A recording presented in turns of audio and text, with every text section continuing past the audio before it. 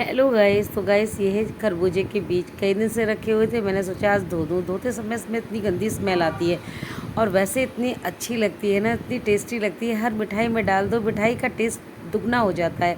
आज मैं जल्दी से काम करके सो गई थी और हस्बैंड ऑफिस चले गए थे। मैं भी बच्चों के साथ सो गई क्योंकि उसकी लेट नाइट तक ऑफिस चलता है, तो वो सोती है देर तक दिन में।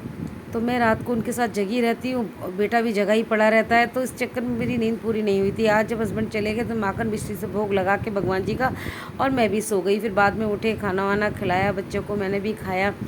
उसके बाद मैंने सोचा अब शाम हो गई है, तो मैं दोबारा से नहा धो के किचन में आई। ऐसा हलवा बनाती हूँ, आज माता रानी का दिन भी है तो सभी के लिए हलवा बना लेती हूँ। तो मैंने सभी के लिए हलवा बनाया, थोड़ा सा प्रसाद। तो गैस में ऐसे भोग प्रसाद बनाती रहती हूँ, इसीलिए कि बच्चों को भी आदत रहती है कि हाँ ये हलवे वलवे। पहले ज़माने में कहाँ कोई और चीज़ होती थी, आजकल तो आइसक्रीम, चॉकलेट, पेस्ट्रीज, केक्स, ये सब चीज़ें बच्चे मीठे में खाना पसंद करते हैं। कौन हलवा खाता है।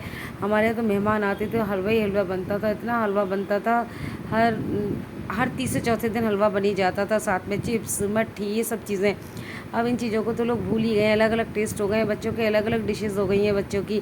लेकिन मैं भोग प्रसाद के नाम पर इन चीज़ों को बनाती रहती हूँ। मेरी बेटी बहुत खुश होती है कि मम्मा हलवा तो लोग कचकों में ही खाते हैं बस, लेकिन मेरे यहाँ बीच बीच में बनता रहता है, तो बच्चों को टेस्ट है इस चीज़ का और बच्चे शौक़ से खाते हैं और हम लोग भी बहुत शौक़ से खाते हैं। थोड़ा थोड़ा बनाती हूँ, प्रसाद के रूप में मिलता है तो और मज़ा आता है। और बेटी कहती है बहुत लकी हैं मम्मी, आपके राज में हमें प्रसाद खाने को मिलता है। और बेटे ने भी बस 2-3 बाइट खाई है, ज़्यादा नहीं खाता, इसकी मर्जी होती है। बस अब देख रहा था ना सब खा रहे हैं तो उसने खा भी लिया।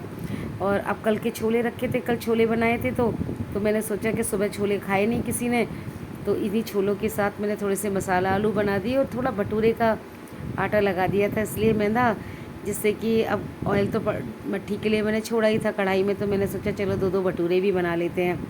तो गैस कहते हैं ना कि मेहमान जो होते हैं भगवान का रूप होते हैं। तो पहले इतना आते थे हमारे घरों में और हम लोग इतना खुश होते थे ना कि बस मज़े आ जाते थे। वैसे भी घर में खाने पीने की चीज़ें मेरे पापा को बहुत शौक था, हमारे यहाँ बनती थी। मेहमान आ जाए तो गजब ही हो जाता था। फिर तो बस कुछ ना कुछ रोज़ नई नई चीज़ें। अब भगवान के रूप मेहमानों को तो फुर्सत नहीं है, तो क्यों ना भगवान को भोग लगाओ और बच्चों को खिलाओ, बस यही।